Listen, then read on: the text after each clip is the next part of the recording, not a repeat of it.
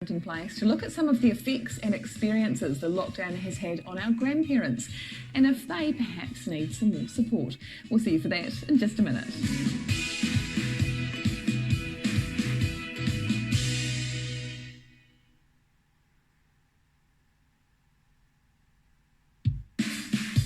It's great to have your company this morning on our at-home version of The Cafe. Well, joining us now is Cowan from the Parenting Place to look at the effects that the lockdown period has had on grandparents and if perhaps they could do with some more support. Good morning to you, John. Nice to see you. Nice to see you too. As a grandparent yourself, how have you found lockdown without being able to physically be in touch, and how have you managed this? Well, initially heartbreaking. Our only granddaughter lives in another city. We were actually driving on our way to see her when the news came that we couldn't visit her. We had to turn around and go back home. And we would have been, I see in my calendar that we all would have been together this week as in a B&B that we're renting. So missing out on a lot of those times. But the thing is, she's only 7 months old, and yet she really lights up when she sees your face on the phone. And so that's so nice that she's already a pro at using video linkage, and so she cheers up her grandparents no end. Gee, she's been born into a whole new world, hasn't she? How important has technology been for grandparents over this time? Oh, amazingly. Home is where the Wi-Fi is I think the phrase now. It's I've been polling a lot of my grandparent friends to see how they're getting on.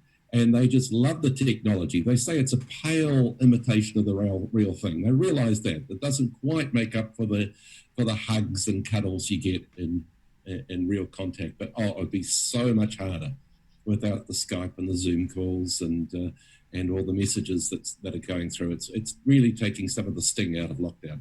Yeah, it's funny you say that. My parents are in Taupo and we've been having quite regular Skype. We sort of always do have regular Skype and Zoom and FaceTime sessions with them. But my in-laws, we're unable to see them in person at the moment. And so for the first time, we've been FaceTiming them. And I had to apologise to my mother-in-law the other day because I hadn't been doing it particularly well this week. And she said to me, do you know what? It doesn't matter. Just a text to know that you're thinking of us is nice at the moment. Yeah, it's that idea that people are wanting to talk to you, that there is that heart connection. That's better than a high fidelity, high definition video connection. It's that heart connection, and you can get that through just a text, a thinking of you, something like that. And I think that's what keeps people going. Yeah, it's really important. What about those grandparents though that have wanted to connect, but perhaps that contact hasn't been reciprocated? That's been really hard. And one of the dramas that's been happening in a lot of homes is as the bubbles have been allowed to expand just a little bit, families have had to choose which grandparents get to see the kids. And some grandparents have now moved into the bubble and have daily contact, and the others are still perhaps just only a block away and can't see them. And that can be very, very hard. So what would your advice be to those that are desperate for that communication and connection with their grandchildren, but they just haven't been able to get it? Patience and lateral thinking. You may not be able to go and have a cuddle and a hug, but you can still drop them a note, send them a text or something like this. One grandparent I know with their grandchildren's birthdays around this time has been writing stories and snail mailing them to their grandkids. Their grandkids are so stoked to get something like that. And so just patience. This isn't going to go on forever. Realise that it does have huge costs and benefits, but some of the prices that we're having to pay are pretty big. I mean, friends of mine are having to say goodbye to a dad that's passing away over a Skype call. How do you do that? And it's so hard. So most of us, we've got smaller problems than that to cope with. Absolutely. Let's talk about some of the households where grandparents have actually been brought into the bubble. Perhaps the kids have moved in with them or they've moved in with their own children. That can bring its own challenges, can't it? I mean, I can't imagine the day. There's been just the 5 of us in this household for so long now. I can't imagine what it'll be like to have somebody else in this bubble, let alone the grandparents to stay. Well, I've been speaking to grandparents. I put out a thing on Facebook, let me know how you're getting on. And I got, some sad stories, but the grandparents that are in families where there's a whole lot in the household are loving it. Well, the couple of sets of grandparents I've spoken to that are in big households, one of them was just talking to me about how they've just been able to establish wonderful relationships with their teenage grandchildren and seen fantastic progress in their mental health. One of them was having mental health challenges. This has been a fantastic time for them. Yeah, absolutely. What though if living in a bubble together has put a strain on relationships with their own children? How can these rifts be mended? Because we have had to live through some pretty tough times recently. I think just understand that a lot of this can just be tracked back to stress. Stress causes all sorts of strange reactions.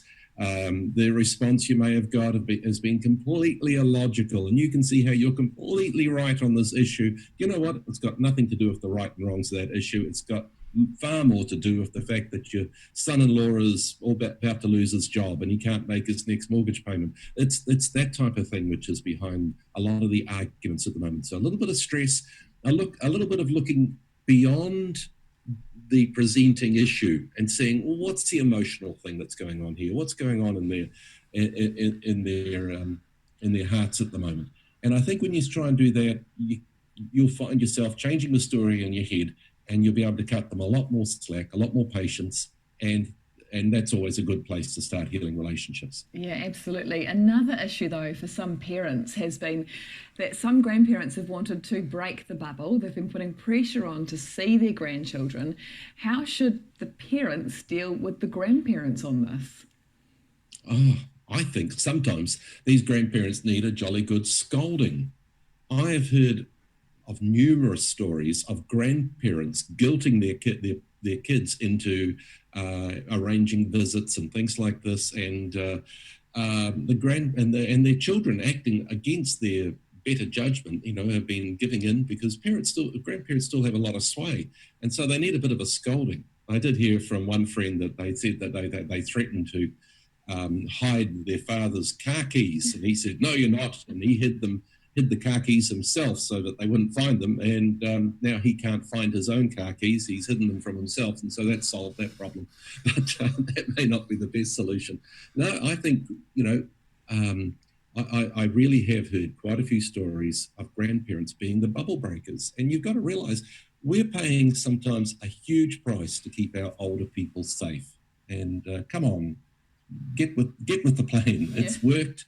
It's working. We just need a little bit more patience and we'll see some great results. Fantastic. Thank you, John, so much for your advice. As always, for more great parenting resources, you can head to parentingplace.nz. Well, Rachel's got her lemon shortbread slice to